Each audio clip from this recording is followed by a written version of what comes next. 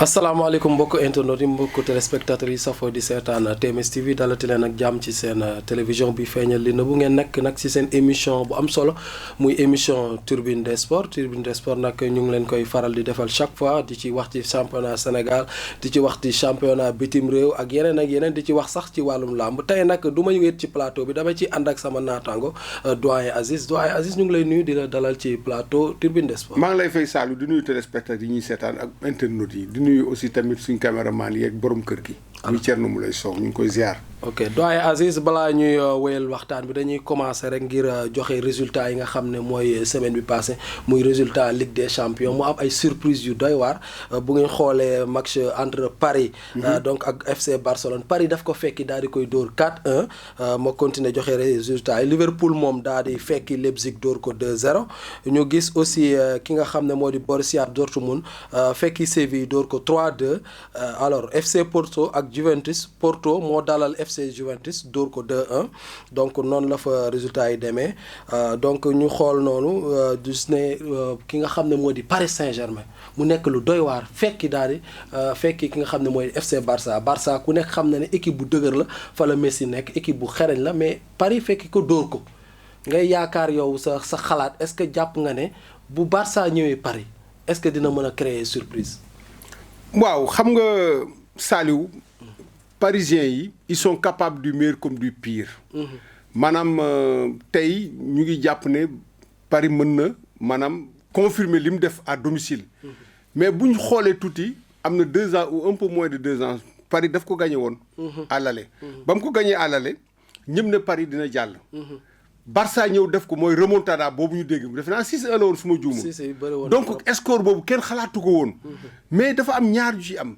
bon d'abord Barça ñu ngi ak l'un des meilleurs joueurs au monde confirmé. muy Lionel Messi. mais est-ce que le Messi de 2019-2020. moom mooy le Messi de 2021. au moment où Paris am tey l'un des meilleurs attaquants au monde muy Kylian Mbappé. nga xam ne ni déjà il est champion du monde avec la France. tey dama yaakaar na daal Paris résultat ba mu def à Barcelone war na ko mun a confirmer à Paris. man si sama gis-gis waaw dans les normes parce que 4 buts c'est pas rien du tout. non et puis ils ont retenu la leçon de lañ leen remonté woon xam nga nag aussi tamit man dama jàpp ne Paris bu dof loo ba Barça di ko remonté. dina am cauchemar boo xam ne nii dootu ko am mukk dans ci palmarèsam. donc duñ nangu ñu leen di remonté aussi parce que Paris équipe bu mag la da ngay xool par exemple moyens yi mu am yëpp ak joueurs yi mu am yëpp ak fi mu jaar tey. à l'image de Marseille parce que ñoom seen wujj mooy l'Olympique de Marseille. mais Marseille mënul gagner coupe d'Europe si mes souvenirs sont exacts en 1991 Paris di dem ay demi-finale di toog mais di kenn xamul Paris lan moo koy toog ak Paris moyens yi mu am yëpp di dominer le championnat de France jour bu Paris soxla jënd la ba pare Paris mënul gagner coupe benn coupe d'Europe au moins c'est pas normal moo tax ma jàpp ne ñàkk fay la parce que daaw waaw championnat Ligue des Champions bi passé bul fàtte ne Paris moo final woon waaw donc daje woon ak ki nga xam ne moo di FC Bayern la xaw ma Bayern mais gis nga Bayern ni mu ko dóoree mooy li ma la wax rek mooy la rivalité entre Allemagne ak France mais man dama jàpp ne Paris bii en attendant que ñu xalaat final Paris bi yaakaar naa ne dina gagner Barça loolu daal nga jàpp waaw man daal loolu njort naa ko alors voilà donc ñu xaar de toute façon retour yi mois de mars la donc bu Paris génnee ci donc handicap Barça mën na am aussi mu dem final jël ko on sait jamais donc ñu xool fi wànne non Paris moom jël coupe rek moo koy arrangé Paris fi mu ne nii même final Paris soxlawu ko enfin foog nga pour nga jël coupe il faut nga dem final mais aujourd'hui ci seen palmarès coupe rek moo ci manqué te ragal naa ne bii ce sera vraiment l'occasion pour ñu jël ko bien sûr alors ñu dem ci championnat Sénégal gis nañ championnat Sénégal nag kii bi day changer des fois FC Jaraaf jiitu des fois Ndiambour jiitu des fois ñeneen ak ñeneen classement bi mu ngi nii donc ma jox leen classement bi gis nañ ne Jambar FC actuellement moo nekk à la première place am 15 points ñu gis Génération Foot nekk deuxième place am 14 points AS Douane de Dakar moo nekk à la troisième place am 13 points donc AS Jaraaf moo nekk à la quatrième place am 13 points toujours ñoom ñaar goal différence la ñu rawante AS Pikine donc moo nekk à la cinquième place am 12 points Stade de Mbour sixième place am 12 points toujours Teungueth FC nekk à la septième place am 11 points donc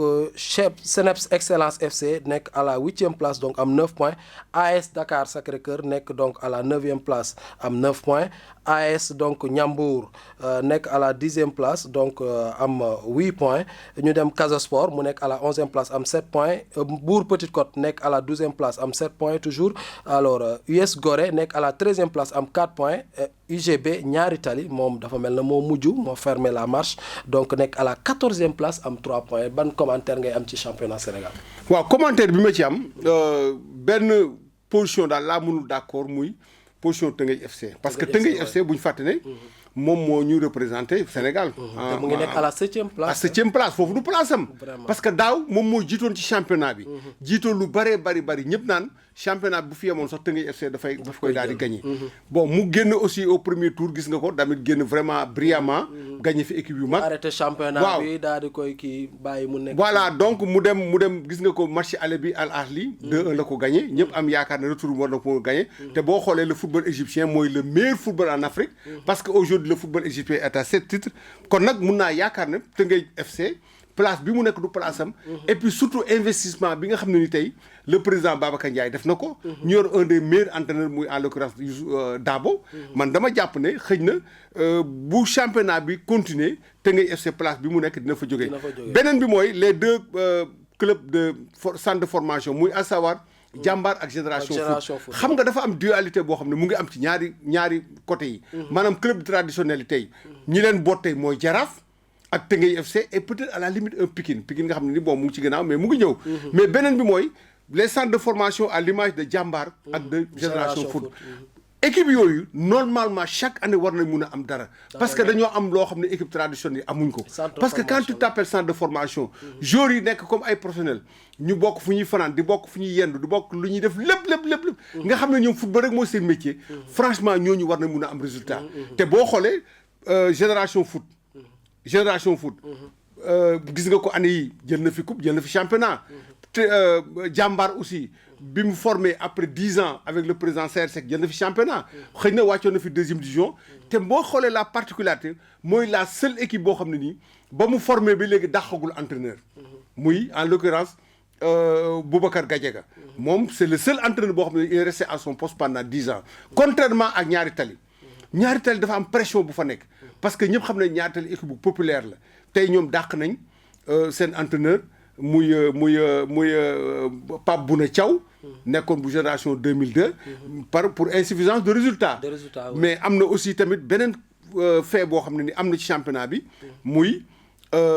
Malick Daaf bu Jaraaf cumul de fonds mais xam nga man dama yàgg kaas loolu mënoo nekk entraîneur équipe nationale ba pare yor club loolu amul fenn loolu Sénégal rek la am dama ko daan wax ci ay plateau Saliou ce n'est pas normal soit que nga nekk entraîneur équipe nationale moo la kii nga dem ou bien nga nekk club mais club bi jël la di la fay ba pare nga nekk encore équipe nationale club bi bu la soxlaa équipe nationale woo la nga dem équipe nationale bàyyi club bi comme li am nga xam ne ni tey Jaraaf mu ngi demoon jouer ji à Zimbabwe kon le Platini war a jouer ak moom match de retour tey vraiment Malick Daaf mënul dem tey bu ñu éliminé woon Jaraaf tey moom dañ ci am part de responsabilité donc il faut que ñu am choix soit que da ngay nekk pour équipe nationale ñu xam ne équipe nationale ñu bàyyi la équipe nationale ou bien nga nekk pour entraîneur club ñu bàyyi la club mais mënoo nekk benn tànk Jaraaf benn tànk équipe nationale donc man yow jàppoo ne coach yi daal war nañ mën a ngarale non ngarale mënut a nekk mais loolu amul ci benn pays même boo demee par exemple tey dans les grands pays de référence peut-être on manque de spécialistes coach yoo xam ne ils sont à la hauteur peut-être au Sénégal non même ils sont à la hauteur mais Saliou on ne peut pas être au four et au moulin il faut faire un choix entre yow nga nekk un entraîneur de club ñu woon ko club nga yor ou bien nga dem nekk un entraîneur de l'équipe nationale nga dem consacré ci équipe nationale parce que bu la club bi soxlaa équipe nationale bu soxla il faut nga bàyyi ci benn te ba ngay bàyyi boobu di nga ko pénaliser loolu tax ma ne la il faut nga def benn choix entre les deux foofu laay waxee alors donc doyen Aziz defe naa dañuy def pause bu ndaw rek dem xooli stade fi nga xam ne stade Guédiawaye fa la ñu Moustapha demaloon entre ASC Douane bi nga xam ne moo doon joué donc nekki démb ak AS Ndiambour ñu xool résultat bi nes tuuti ñu ñëwaat ci plateau bi. Papa Samb pour l'équipe de la Douane attention pour les douaniers, Ababacar Gueye, attention, Moussa Sow, Adama Tamba, qu'est-ce qu'il va faire dans la surface de Bazan qui va frapper l'ouverture du score. L'équipe de la Douane vient d'ouvrir le score ici au stade Ibrahima Boye suite à une belle action collective entre Adama Tamba Une passe introduite dans la surface de réparation. Il n'a pas hésité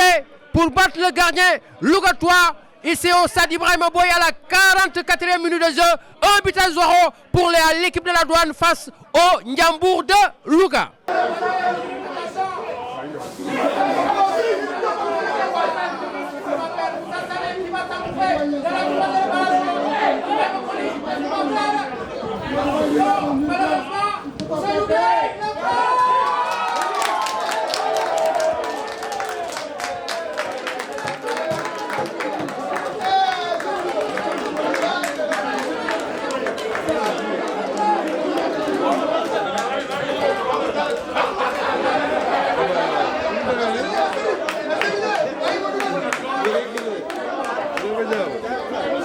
Je félicite mes joueurs, mon encadrement, les dirigeants qui sont là derrière nous. Bon, ce n'était pas un match facile parce qu'on croyait gagner en fraîcheur quand on n'a pas joué la semaine dernière. Mais il s'est trouvé qu'on a gagné en fraîcheur, mais on a manqué de rythme. Alors, donc, doyen Aziz dellusiwaat nañ ci plateau Tribune des Sports. Tribune des Sports, comme ni nga ko xamee chaque jour, comme ni nga koy commenté, c'est important. Donc, dafa regrouper sport yëpp ci Sénégal. Regrouper na lamb, donc am na donc football, championnat Sénégal loolu yëpp. ñu gis na nag lamb bi donc temps yi doon na sooxe nga gis mbër yi donc avec Gris Bordeaux def ay conférence yu bëre ngir rek ñaan état bi mu jàppale leen ñu mën a kon daal di dugg ci lamb ji parce que nag buñ noppee dañuy comme li ñuy wax woykat bu noppee rafle bër aussi bu bëriwul day ñàkk bu bëriwul rafle waaw day waar dafa mel na bu ngembul rafle bu ngembul rafle dafa mel na nag ñu ngi xalaat nu ñuy di andiwaat làmb ji même bu dee à huis clos ban analyse ngay am ci loolu analyse bi ma ci am mooy làmb ji mënuñ bañ a bëre football bi ñu ngi leen di bàyyi ñuy football basket bi ñu ngi basket yeneen discipline yëpp boo xoolee ñu ngi leen di bàyyi ñuy loolu am nu ay mesures yu ñu leen tegal pourquoi làmb ji duñ bëre làmb ji dañ war a bëre am na CNG bu bees bu ñu fi teg Bira Sène dirigé ko mais dañu war a bàyyi Saliou gars yi bëre parce que nag protocole sanitaire bi nga xam ne ni moom moo lié fédération ak les autorités yi yor santé mais wax nañ leen ne da ngeen di bëre mais ngeen respecter gestes barrières yi mais ñoom d'accord nañ ci loolu mais lan moo xew tey mais aujourd'hui fan yi gis ngeen TMS TV mu ngi woon Gambie tey ñëpp a ngi dem tey Gambie tey am na tey un jeune promoteur bu war a dem Gambie bu fa tëgg est-ce que bu fekkee ne ni tey lii dafa continuer promoteur duñ jël làmb di ko yóbbu Gambie parce que mais Luc Nicolaï defoon na ko fi parce que xam nga làmb dafa am particularité bi mu am mooy làmb sport la ak culture làmb sport la ak culture te boo xoolee culture bi sax mu ëpp parce que culture bi maanaam bàkku yi ci la nekk woy yi ci la nekk tuus yi ci la nekk takk gàllaay ci la nekk yooyu yëpp aspect culturel la boo xoolee aspect culturel bi moom mooy ëpp foofu parce que làmb bi combat bi mun na durer 1 minute du dëgg te loolu am na amateur yoo xam ne ñoom bàkku yi sax moo leen dàqal bëre bi waaw léegi nag comme que ñoom dañ ne mënuñu respecter distanciation te man loolu sax dama jàpp ne comme que déjà arène nationale la ñu war a bëri arène nationale niñ ko defee pour ku xam arène nationale mën nañu wàññi capacité d'accueil bi au lieu que ñu def par exemple bu doon par exemple 20 000 personnes mais ñu def 15 000 wala 10 000 personnes li ci des ñu jaay ko pay-per-view gars yi jënd ko di ko seetaan au moins mu am ambiance parce que mbër bala moo kontaan ñëw ay supporters dem yuuxu tàcc ko mu daal di bàkku mais est-ce que jàpp nga ne mbër yi ak seen supporters yi ak seen courte carte xam na nañu bëri affaire ndax dinañ mën a respecter mesures barrières yooyu waaw dañ leen koy imposer xam nga moo tax ma ne la Saliou tey stade arène nationale bi ni mu bindoo mën nañ ne yéen kat arène bi 20 000 places la mais 15 000 places ngeen di jaay wala 10 000 places ñu jaay 10 000 places 10 000 places bu ñu ko jaay au moins ne la leen su kenn toogee au moins dina am 1 mètre digganteem ak keneen daal di toog loolu bu ñu ko defee respecté nañ distanciation bi ay masque aussi takk déet moom kañ nag dañuy takk masque laal gel laal lépp ñu imposer leen ko comme ni ñu ko imposer football bi football bi respecté loolu mais nag wax dëgg yàlla bëre te maanaam amul public amul supporter loolu dina am lu bëree bari maanaam mu ngi mel ni rek togg boo xam ne nii dañ ko togg ba pare te amul xorom parce que nag public ñoom ñooy xorom surtout nag tey bu ma jëlee exemple tey ku ci mel ni Ama Baldé war a bëre ak Modou Lo nga xam ne Ama Baldé bu ñëw Pikine yëpp lay boot Modou Lo boot Parcelles Assainies mais imagine toi ñu dugg si gisuñ supporter yu leen tàccu moo tax may yaakaar naa fédération comme CNG bi danañu may mbër yi ñu au moins am ay supporters yu ñëw donte sax duñ feesal stade bi ñu am ay supporters bu ñëwee au moins su mbër bi touché ba daw ay supporters am tàcc ko au moins mu jàpp confiance. dina neexal lamb bi waaw loolu defe naa dina sawarloo mbër mi daal. waaw loolu dina ci bokk waaw. macha allah doyen Aziz dégg nañ xalaat bi rafet na xam naa ne CNG ñu ngi ñuy seetaan bu soobee yàlla dinañ jéem a penché wu ci situation bi xool naka la ñuy relancer. donc waaw parce que combat yi taxaw na. Gaston Mbengue d'ailleurs maa ngi dégg ñu ne combat Gris Bordeaux. ak ki nga astafurlah Bombardier. Bombardier ak ki nga xam moom mooy Balla Gaye. combat boobu moom danañ ko tëgg. Gaston moom dinañ ko tëgg moom d'ailleurs sax combat bu rëy parce que combat revanche la. combat Balla Gaye ak Bombardier revanche la parce que Bombardier dafa nekk ci fin de carrière. bii daanaka mooy doon combat bu mujj. parce que limitage bi 45 ans la bu fekkee yokkuñ ko. aujourd'hui ñoom ñu ngi dem ci MMA bi. xam naa ne beneen yoon nañ ñu ci MMA bi mooy xeextu bëre boobu nga xam ne nii tant que dóoruñ la ba nga tëdd duñ la bàyyi. boobu nag xaw ma dañu ko def Sénégal am mais te am na xaalis bari gis nañ rëg-rëg dem di fa am xaalis mais bu ñëwaatee ci combat Bombardier ak ki nga xam ne moom mooy Balla Gaye combat bu neex lay doon parce que Balla dafa nekkoon ci biir kàmb gi ba mu nekk ci biir kàmb gi gis ngeen ko ni meloon ci bind ci lépp mu dem ba vraiment daal defaraat yaramam ba mu ñëwee tamit ba mu dajee ak Modou Lo gis nga jël ba mu ko daan jël bu rëy la ko daan bien que Modou Lo actuellement mooy roi des arènes waaw mooy roi des arènes xam nga dama wax ne kii di Balla Gaye kii di Eumeu Sène kii di Modou Lo mu ngi mel ni ñetti nit yuy wër garab suñuy wër garab doo xam kan moo jiitu parce que kenn ku nekk da nga daan sa morom ñaari Balla Gaye Modou Lo ak Eumeu Sène déggoo ma ne ñetti ñuy wër la ñetti ñuy wër garab kan moo ci est-ce que waruñ leen mën a boole tournoi déggoo ma ne ñetti ñuy wër garab la xam nga ñetti nit bu ñuy wër garab doo xam kan moo jiitu parce que Balla Gaye dafa daan Modou Lo ñaari yoon Eumeu Sène daan Balla Gaye ñaari yoon Modou Lo daan Eumeu Sène ñaari yoon moo tax may la kenn xamul kan moo jiitu mais daal jàppal ne combat Gris Bordeaux combat Bombardier ak Balla Gaye combat bu neex lay doon parce que combat revanche la parce que ba muy daan Balla boobu dafa fekkoon Balla dafa nekkoon ci ay jafe-jafe d'ailleurs sax ci la Bombardier daal di jëlaat woon roi des arènes mais li leer ba leer daal te Bombardier mi ma gis xëy na am na 45 ans mais xale yi ëppuñ ko doole bu leen ëppul doole parce que Bombardier mi ma gis ci image amul dara lu jóge ci moom te ba pare te moom buggul bàyyi défaite parce que ñaari mbër yu bëri Saliou bu ñuy bàyyi làmb dañ koy bàyyee défaite mais moom dafa bugg a bàyyi victoire la bugg a bàyyee làmb ji parce que moom défaite bi mujj am mu ngi ko am ci Eumeu Sène mooy bi ko Eumeu Sène daane daal di jël titre roi des arènes mais dama jàpp ne Bombardier moom dafa bugg a jëlaat dafa buggaan daan Balla Gaye pour au moins buy bàyyi làmb ji au moins mu bàyyi ko ci victoire Balla Gaye tamit lépp loo ko wax te newoo ko roi des arènes gisul leneen te roi des arènes pour mu am ko al foog mu dajewaat ak Modou Lo est-ce que Modou Lo dina ko may chance bi waaw xam nga mbër léeg-léeg mu ne la pare moo pour bëre kii mais xaalis doxul jàmm gis nga xaalis doxul jàmm képp ku ne du ma bëre kii bu xaalis bu teewee rek boo mot nañ sëgg bëre mais fi mu ne nii moom Modou Lo nag dafa am client boo xam ne ni kenn du ko yekkale muy Ama Baldé macha allah toll na ni xale mag ñi am na doole te dafa am ginnaaw ba pare nag juddoo ci famille mbër muy famille boo xam ne ni tey mënuñ wax làmb te waxuñ leen dëgg la kon nag combat Modou Lo ak Ama Baldé combat bu réy lay doon parce que nag Ama dafay bëre pour fayul Eumeu Sène magam parce que Eumeu Sène ñëpp xam nañ ne waa Pikine la te moom la Modou Lo daan le 28